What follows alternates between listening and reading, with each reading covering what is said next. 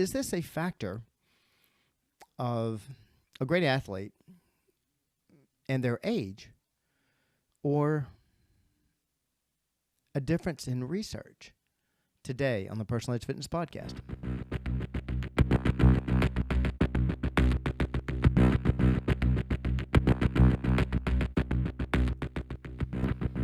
When you think of the names Tom Brady or Serena Williams, it's hard to think of those athletes and not think of the word longevity because of how competitive they were all their careers, but especially later in life. Well, as an exercise physiologist and a proponent of longevity, it's hard when I think of those names not to think of George Blanda or Martina Navratilova, two other athletes that had very long, incredible careers later in life, except this was decades ago. And you start thinking, okay, what are the differences? It leads me to the question of, is this a factor of a great athlete and their age, or a difference in research? Today on the Personal Edge Fitness Podcast. Good day and welcome to the Personal Edge Fitness Podcast. My name is Garrett Williamson. I'm president of Personal Edge Fitness. Thank you so much for joining me today on the podcast, dispelling the myths of health, fitness, and wellness, and tackling my favorite topic, and that is, of course, the lie of age. And we're going to jump into dealing with the comparison of age and actually research today. But before we get into it, I want to tell you how to get in touch with the show if you have any questions about this topic or any others, or any questions dealing with dispelling the myths of health, fitness, and wellness. You can contact me at Garrett, Garrett, at personaledgefitness.com. That is, of course, also our website, personaledgefitness.com, and also our Facebook page. Hit me up on Twitter at TeamPE, or give me a call at area code 251-278-3343. That's 251-278-EDGE. Love to hear from you. And actually, this podcast today came from a question, and it came from a question actually in a presentation I gave, in one of my presentations on the lie of age. And at the end of it, talking about the 4 components that actually dictate ability, the ones that are clinically proven to dictate ability, of which age is not one. The 4 components, as I've told you many times, are fitness, nutrition, lifestyle, and mindset, and they're all clinically proven. They're completely at our responsibility, in our control. They're our fault.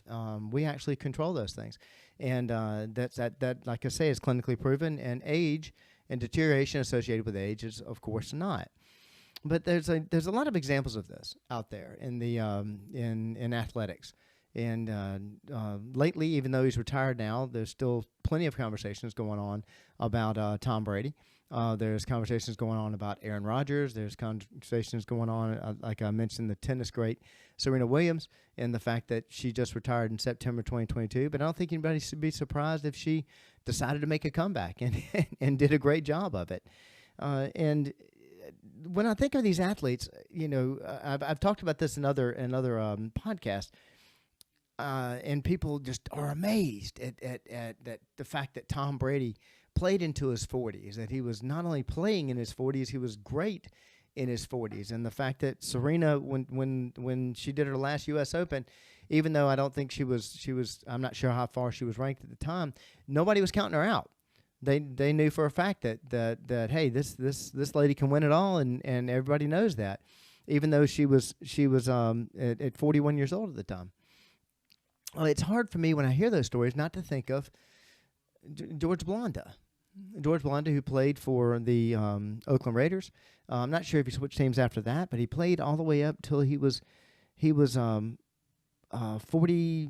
years old. 1976, and it was his last game. He was 48 years old and still playing. Now he'd switched positions. He'd played several positions. Most notably, played quarterback, and a very good quarterback for that matter. And then he was a place kicker.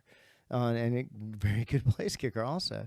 But there's the big difference between those two, or between those 2 or 3 athletes, is that, Tom Brady and George Blanda. Tom Brady stopped playing at 45 years old in 2022. George Blanda stopped playing at 48 years old in 1976. I was talking about tennis players earlier. Serena Williams, she's tremendous. I mean, and I don't even follow tennis now, but I did follow her career. She's amazing athlete. But she played her last, at least singles, I know, professional tennis match at 41 years old. And then you've got Martina Navratilova, who stopped playing singles at 38 and played in her last professional tennis match in a doubles match at 49 years old. The only thing is that was back in the 80s.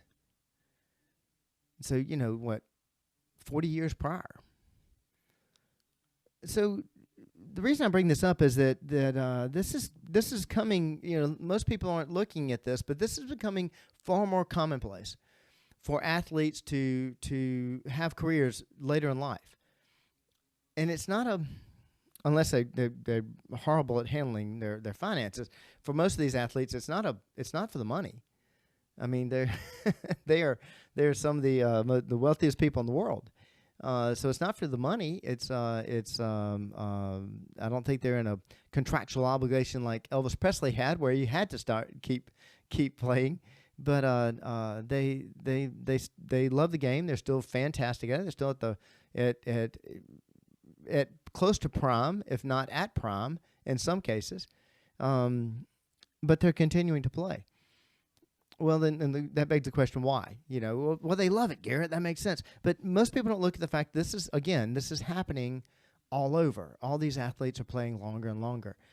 And I think it's amazing to me, as this question that was posed to me was Garrett, you say that the four concepts that control what we always attribute as the aging process, the deterioration that we associate with time. When you say those things, but what about people like Martina Navratilova? Here's a fantastic player, but she eventually had to stop. So there's got to be an end to it. Well, what we're not looking at is that that if you look at history, and you look 30 years prior to Martina, what was the oldest tennis player playing professionally? What was the amazing number? And I'm sorry I didn't do the research on that, but I seriously doubt it was in the 40s. I mean, you may have had the one-off individual that was ranked in 1,000th in the world or something and was still showing up on the tennis court.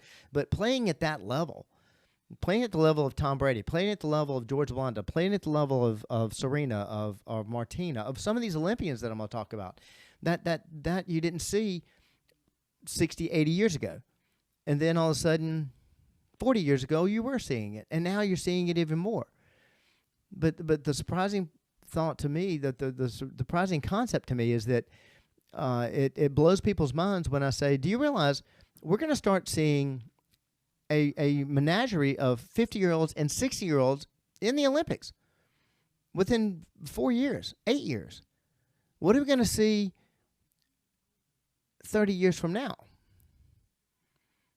And why would we not look at history and think that, yeah, that's obviously going to happen? Not possible, not just probable, but obviously it's going to happen. And why are we seeing that? Well, it boils down to research. It boils down to the fact that medicine, health, is a science. It's an evolving science. As I've said many times on this show, that we've been studying the human body since the early 1500s, and we still don't know everything about it. And the same thing's going on with training. I mean, countless schools are doing all kinds of research, if nothing else, just for their own team, on what are the better training methods and what have you. And if you take the training methods that we're going to have 30 years from now and gave them to Serena Williams 10 years ago, would she still be playing? Would she be even better than she is? I'll show you what I mean. During the let's take Martina Navratilova. During her career, which would span the 70s and 80s, she started playing when she was 16 years old. Much of her training at the time was revolutionary. I mean, it was just blowing people's minds. First thing, it was unheard of for tennis players to do any kind of exercises outside of tennis. maybe doing a little bit of running. But the practice was just, everything was all about play tennis, be on the court, hit balls. And instead, she was adding things like plyometrics. She was adding aerobics to her program. She was adding yoga. She did a lot of strength and conditioning, a lot of strength exercises. That was taboo for golf players within the last 20 years. The ridiculous idea of lifting weights. Oh my gosh, you'll get bulky and, you won't be able to hit the ball, and it's horrible for golf. And until Tiger Woods hit the scene. And everybody found out that, he was lifting weights and doing a lot of stuff outside of the game. And all of a sudden, I saw it in my practice. I saw all kinds of golfers now showing up for strength training because it was unheard of. Well, that was what Martina was doing, and people just thought, well, she was a freak for doing these weird exercises. Contrast that with Serena Williams. Okay, now we have the information that we found out from Martina Navratilova and other players like her. And so she stopped playing not too long, stopped playing singles not too long after Serena was born. So in Serena's decades of playing tennis, she had all kinds of nutritional understandings that Martina didn't have available to her. She had understandings about not only in training, but using different wearable technology that a lot of us have. I've got a Garmin on my wrist right now that's measuring all kinds of biometrics on me right now. But she was using these techniques that were unheard of back when Martina Navratilova was playing. On top of that, it's amazing the amount, and I lean, this is my opinion, but I lean heavily on this, that we are looking hard into recovery, that we're probably going to have such advancements in recovery that are going to radically change the athletic landscape. But she had a lot of this. She spent a lot of time working on her recovery, which I'm not sure how much of that the Martina was doing, and certainly the research that was available to Serena wasn't there for Martina Navratilova, and she ended up playing just singles 2 years shy of where Serena ended up playing, and she played doubles all the way up till it was almost her 50th birthday in her last competition. The same thing for George Blanda and Tom Brady. All right, for those of you who remember George Blanda, I actually remember seeing him play. Gutsy performance, and I actually read some books on the Oakland Raiders at that time, as I was a big Kenny Stabler fan. And I read about some of the things they were doing to lose weight, and it's just, taking all kinds of amphetamines and what have you, stuff that we know that we don't do now. So he was a gutsy guy. He was really tough, and he worked hard. He worked hard in practice. He didn't skip practices, whatever. He worked hard in practice. He worked hard on the field, but he was very gutsy. I'm sure that his recovery and dealing with injuries and what have you were basically just suck it up, buttercup, kind of the Lou Gehrig approach to it, and let's just push through. Well, what if you took that gutsy athlete and you gave him the technology and the research that we know that Tom Brady had access to? Tom Brady did the same things that Serena Williams did. He approached his training from a holistic approach, which would have been laughed at 30 or 40 years ago. But he used a very famous strict diet. He did resistance band workouts. If you did any kind of workouts in 30 years ago, and you're in a weight room, you're slinging serious steel. How much can you lift? That was it. He's using resistance band. He's using cognitive exercises, working on the mind, and then on top of that, not only was his recovery, he was very active about his approach to injury prevention. And not only did he have the wearables and what have you, and different the same research available to him that Serena Williams had, but he used deep tissue massage, neuromuscular exercises, and basically doing things to help his body maintain this resilience. I'll switch gears from the professional world and go into Olympics.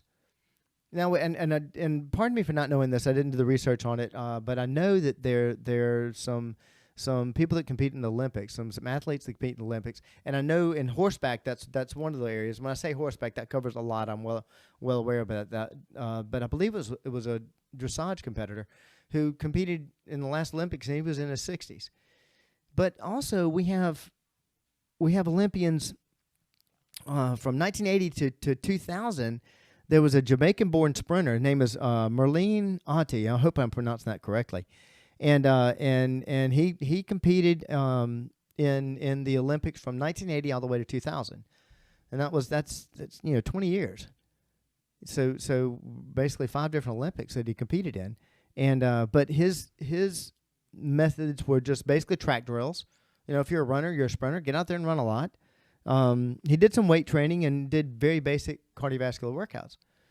Well, compare that to and I'm going to butcher this name, I apologize, but I remember seeing her compete and thought this was amazing. Oksana, and it's Chusovitina. I'm going to do my best on that. Chusovitina, Oksana Chusovitina is a gymnast who competed in her 8th Olympics in 2021 at the age of 46. She was a gymnast. But she had cutting-edge research techniques such as hyperbaric oxygen therapy. I'm reading this now. The targeted muscle synchronization workouts. That phrase didn't exist 30 years ago. And biomechanical analysis have it basically all that revolutionized her training. Well, what's the next generation going to have? I mean, we know this is ever evolving, and the whole concept of ice therapy has been around for years. Get some swelling, ice it. Get the swelling down. Hydration. In the late 60s, early 70s, there was a college football team that revolutionized hydration. That was where the Gatorade did their test on this one university, and their players played much better at halftime because they were actually hydrated. That was something you didn't do. I mean, it was a sign of weakness was to stay hydrated. And of course now, oh gosh, Garrett, we know that. You're always talking about drinking water. Everybody knows about hydration. Yeah, they knew about that, but 30, 40 years ago, we didn't.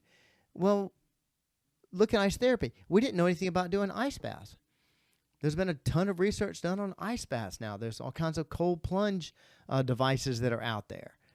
So what are they coming up? What are they going to come up with next? I mean, what's the limit? And I'm careful using that because rarely will you say, okay, you'll hear me say, what's the limit? Because I believe we have no clue what it is. And in fact, I'll take it a step further. Because of what we've seen in history, because of the advancements we've seen, the advancements that all of us are well aware that if you were to ask anybody that pays any attention to sports, if 15 years from now, the college football teams will be using recovery techniques or exercises or training techniques that are light years ahead of what we're doing now, everybody would say, "Oh yeah, of course we are."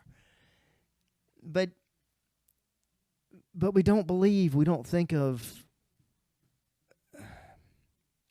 We always think there's an end to it, when there's more proof that we have no idea how far it can go. In the Journal of Sports and Science Medicine, they've emphasized the benefits of modern training techniques. So, this is the authorities are looking at this. The authorities are on top of this. And for instance, periodization training. That's something that we use now that we've used for years now, but wasn't used several years ago.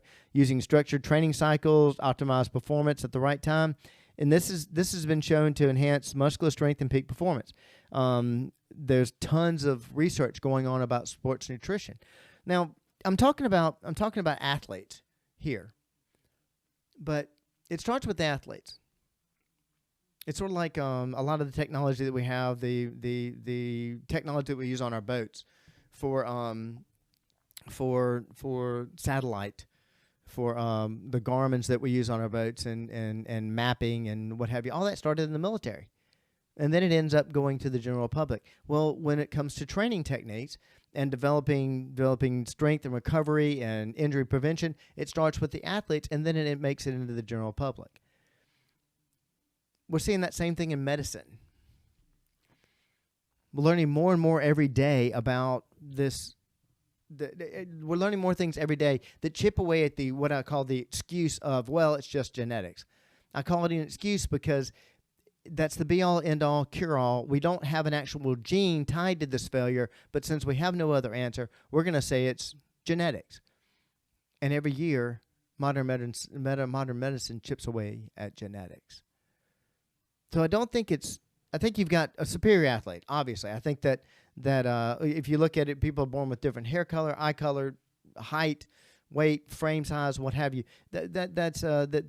I always believe that you're born with those some of those certain physical gifts. A lot of them can be developed, obviously. But after that, there's no limit. There's no limit to me, at least in the foreseeable future, 10, 15, 20, 30 years, of how long these athletes can keep going. Therefore, how long we can keep going. I mean, the studies are there. I hope to see a team in the near future that some professional sports team, whether it's soccer or football, basketball, doesn't matter, that ends up winning it all. Their Super Bowl, their World Series, their World Cup, whatever, where their average age is the highest in the entire field. And the reason I say that is that think of anything else. Think of things that where your body is not, you're not so dependent on your physical capabilities, but where your experience, your success relies on your experience. A teacher, a physician, a auto mechanic, whatever. When you are dealing with these individuals, you typically want the person that has the most experience. Well, when it comes to an athlete, it comes to your physical stature. You've got a machine there that you're working with that we know for a fact can repair itself. This is not unheard of. This is what exercise is based on. And now you're working with a mind, and a mind that has worked with that body, that has had the most experience with that body, has had the most experience with that machine, has practiced with it the most, done the most things with it, tested it the most. Well, if we've got strength training, conditioning, recovery, injury prevention taken care of, then it would be foolish. It would be foolish to think that quote-unquote older athlete wouldn't be far more successful than the young lady or young stud coming out of high school and or college. It's something to think about. And it should change our mindset, which is the most important thing. We've got to believe that these things can happen because they are. They've happened all our life. And by focusing on